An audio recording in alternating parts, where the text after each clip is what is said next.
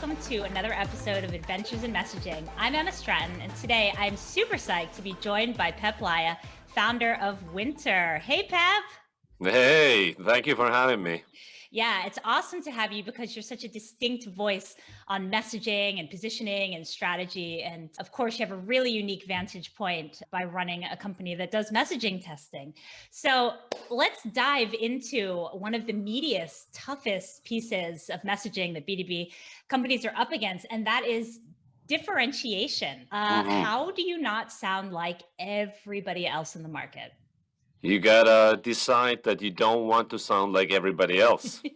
You would think that you want to be different because the amount of competition out there is crazy. Like open up G2 or Capterra and look at the category you're in. Everybody knows you might have 60 direct competitors. And it's true for agencies, it's true for SaaS, e-commerce, like nobody is safe. Right. And you would think that companies want to optimize to be different, but the opposite is true. Most companies are exactly the same. They talk about themselves as if they're the only ones doing what they're doing.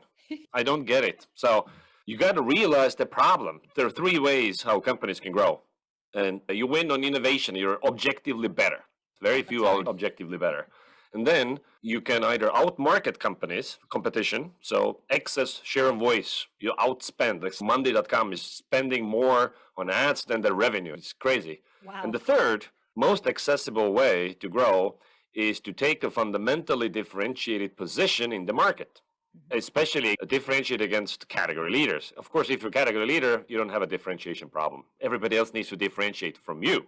Right. But if you're not the category king, and most are not, then obviously that's how you can grow to be clearly distinct.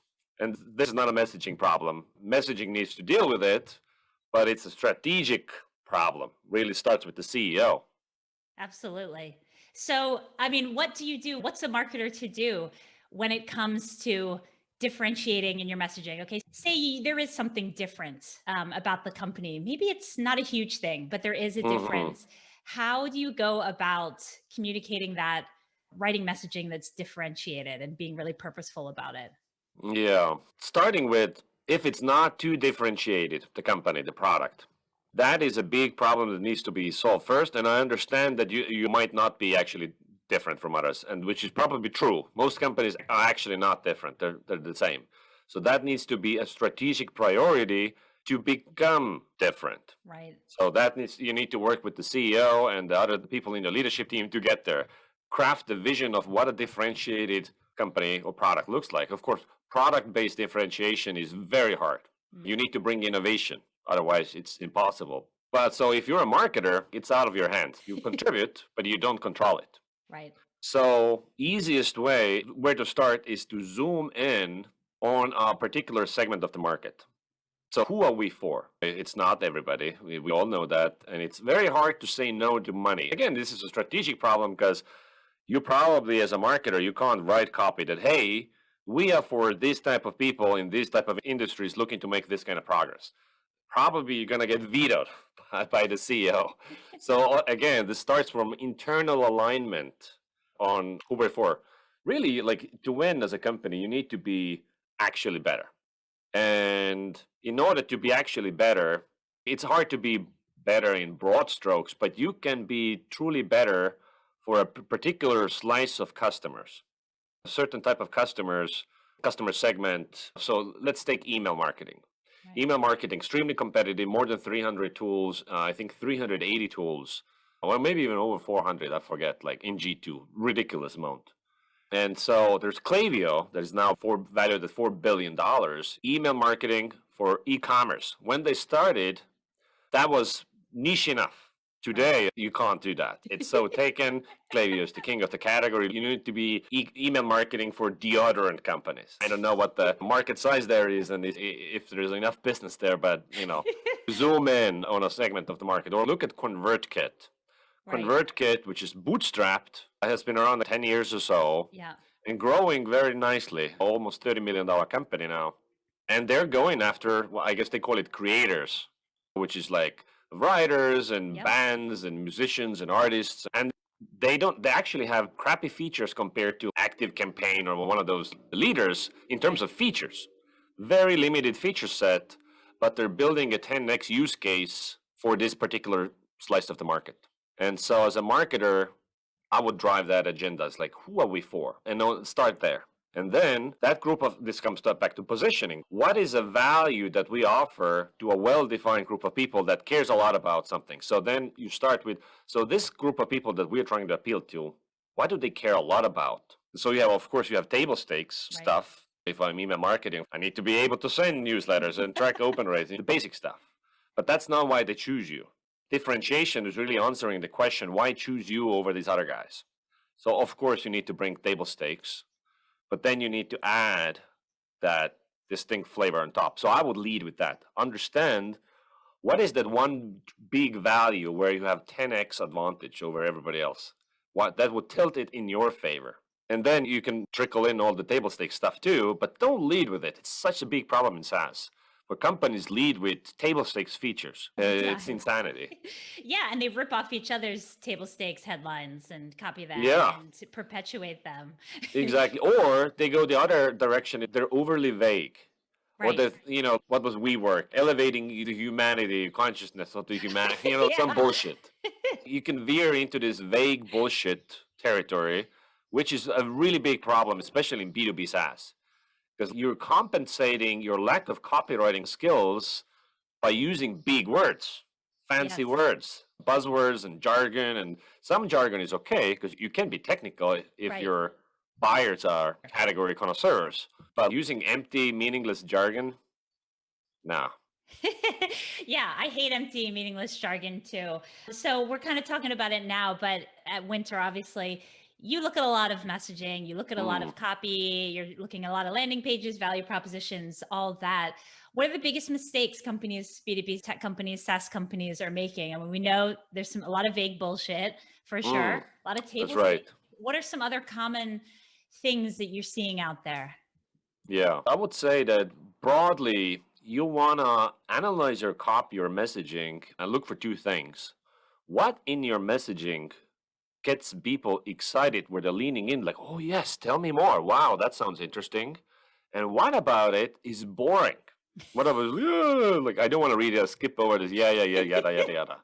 And knowing the difference is huge. So, of course, classical copywriting things like clarity above all. If they don't get it, they don't buy. Confused mind doesn't buy. Confused mind hesitates. So optimizing for clarity, this is the vagueness, using fancy words, or just not being specific enough. If you optimize for specificity, you also solve for clarity and usefulness. So the way I love to test messaging is basically put it in front of your audience, target audience, people you're trying to influence, and have them rate section by section. How useful is this? How clear is this? How interesting is this? Do I want to learn more about this, or the opposite?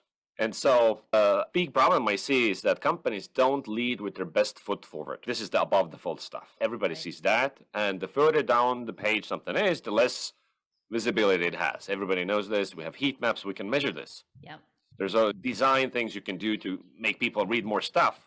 But the biggest thing is make them want to read more stuff. And so increasing user motivation is the most powerful lever you have. So putting really interesting copy above the fold. You don't need to answer every question, but you make a statement or a promise, like a value proposition, a promise of value delivered, and that should make them go say, "Ooh, but how do you do that? Oh, how does it exactly work?" Now they're asking a question, they're wondering, and now they keep scrolling, they want to read. Another big problem I see is not enough copy. So of course, marketers are trying to optimize for brevity, and that's good. Don't use more words than you absolutely have to, but that does not need to come at the expense of not giving enough information. Right. If they read everything and they still have questions, you have lost. Because if they still have questions, what do? Very few highly motivated individuals will send you an email or ask live chat or whatever it is. Most just go away. They just leave.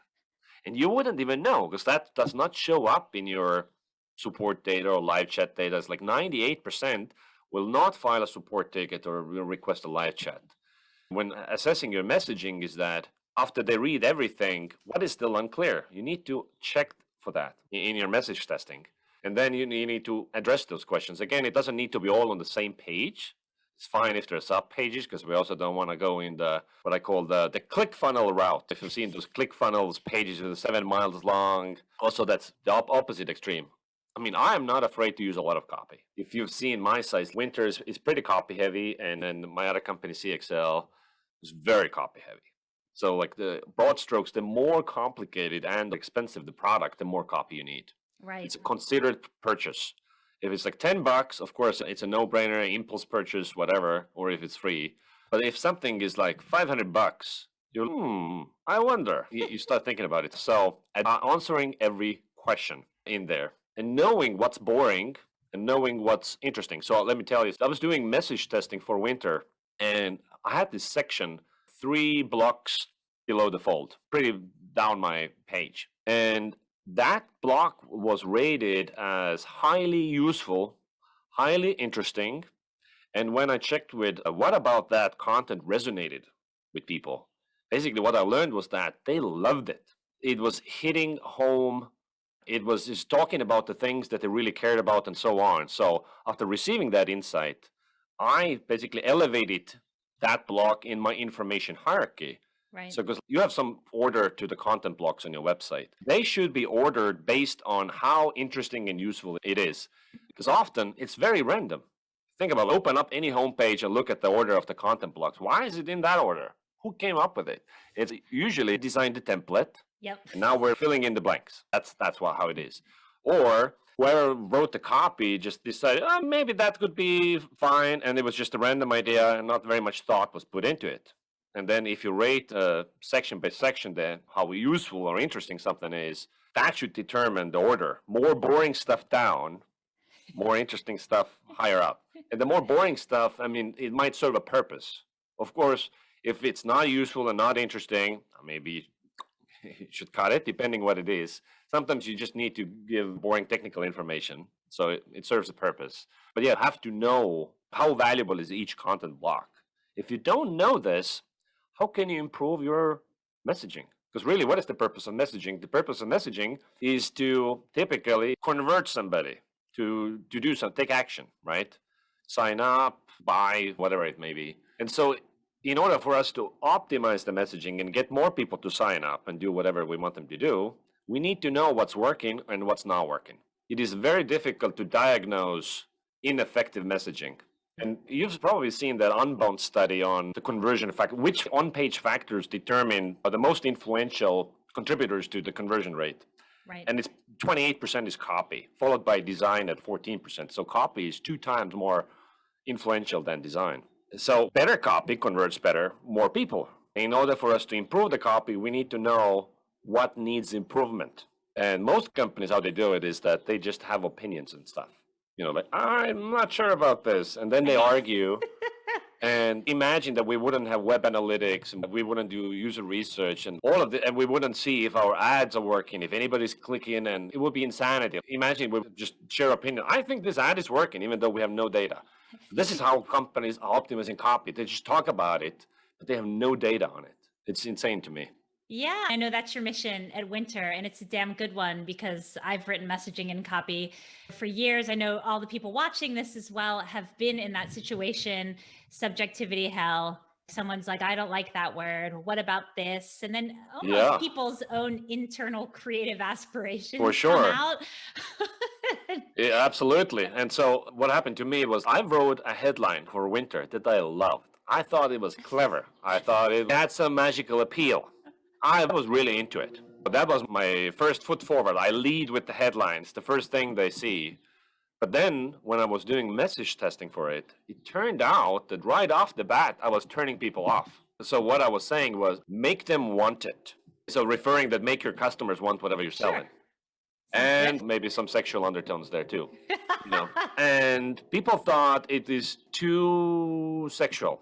Wow. And they were right off the bat, they were turned off. Also, it was unclear. Like I was implying, make them want it, and they were like, make who want what? So it was unclear.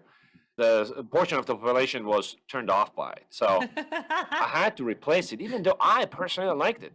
Had I not had any data on it, I would have kept it because I liked it, you know. Yeah. So, but that's how most headlines are. Yeah, no, that's so good. All those proponents of making B2B copy sexy perhaps is not the right way to go. But of course, you don't want to steer in the other direction where it's like, what is the least offensive thing we can say? Optimizing for not getting canceled. Then it's like, if you lead with boring ass copy, yes, nobody will call you out, but also nobody will care. And remember, you have so much competition out there, and the goal of the copy is to get them to excited, to lean in, like, "Oh yes, tell me more about this. This seems interesting." And if you lead with boring ass product based copy, which is like, "Yeah, we're an email marketing tool, and you can track open rates," unless there's a warm referral that the friend said, "Hey, check them out," the motivation is going to be very low. Yeah, so good, Pep. I've loved everything you've talked about here. I'm totally on your team. And thank you for fighting the good fight about bringing data into messaging and copy and really elevating it because it's so important. And a lot of companies need to get on board with the power of copy and messaging. So thank you so much for joining me today. Thank you, Emma. It's awesome. See you. Bye.